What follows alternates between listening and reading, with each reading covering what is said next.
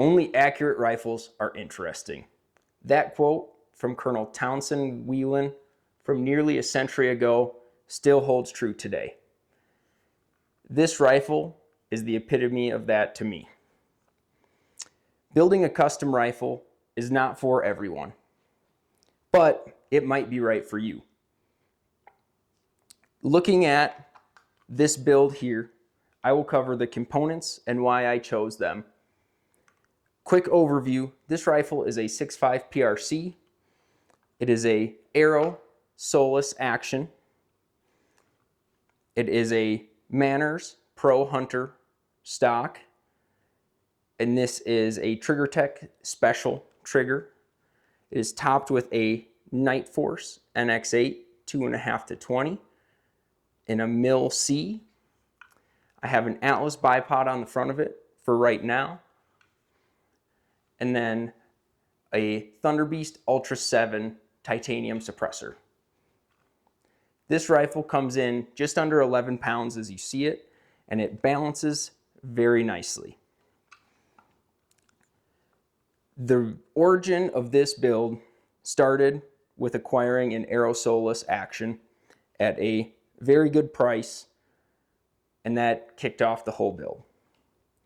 I picked up a Magnum bolt face Aero Solus action a while back and decided that that was my opportunity to get into a 6.5 PRC.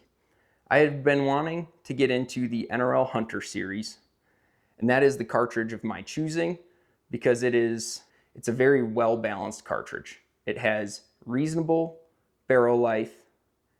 I'm able to get really good velocities out of a 22-inch barrel, and I'm able to shoot high BC bullets that will be affected by wind less.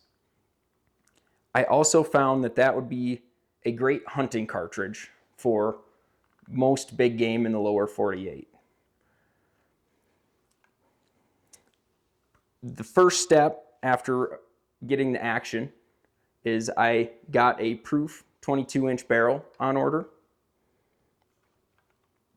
After that, I decided the Manners Pro Hunter stock would be what I wanted to go with. I was looking for something with a vertical foregrip, a relatively flat comb where it did not drop away, and then most important features to me were the integrated Picatinny rail in the front that is flush with the bottom of the forend, and the balance point arca plate that is molded in.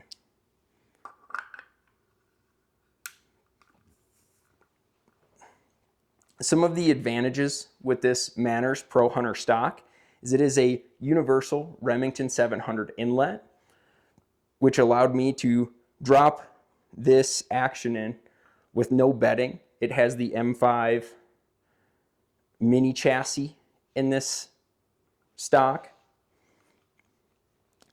I am running Hawkins Precision Hunter bottom metal.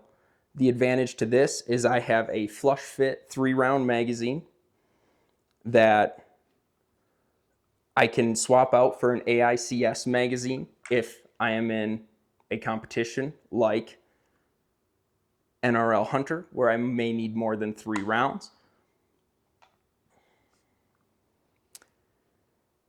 Moving up towards the front, the Thunderbeast Suppressor was a great choice for this relatively lightweight build. This is not an ultralight rifle. This is what I would consider to be a very shootable rifle. The recoil with the suppressor is very manageable. For the scope on this rifle, I wanted something that was very rugged and reliable, and I wanted somewhere in the likes of a 3 to 18 magnification range. I find that to be as useful of a magnification range as anything else. This Nightforce came in within that. It is actually a 2.5 to 20 magnification, given most of its time spent is going to be nearing the 10 times magnification. I find that I like to have a wider field of view so I can spot my impacts. With that, I shoot mills in all of my other scopes, so I continued to shoot mills with this. I like the zero stop on this turret.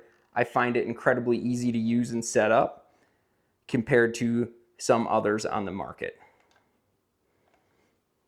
This scope is a little bit heavier than other options on the market. My hopes with this is that I will not have to be chasing zero like I have on other hunting scopes from other reputable brands. In doing my original load development for this rifle, I shot the best group I have ever shot, 3 shots. I have not since repeated that. I am going to start a load workup with the same powder and bullets, but I have a new set of brass. I was shooting Hornady brass before, and it hit its last firing. All the primer pockets were loose. So follow me on my journey to get this ready for NRL Hunter. Thank you guys for watching. Look forward to the next video.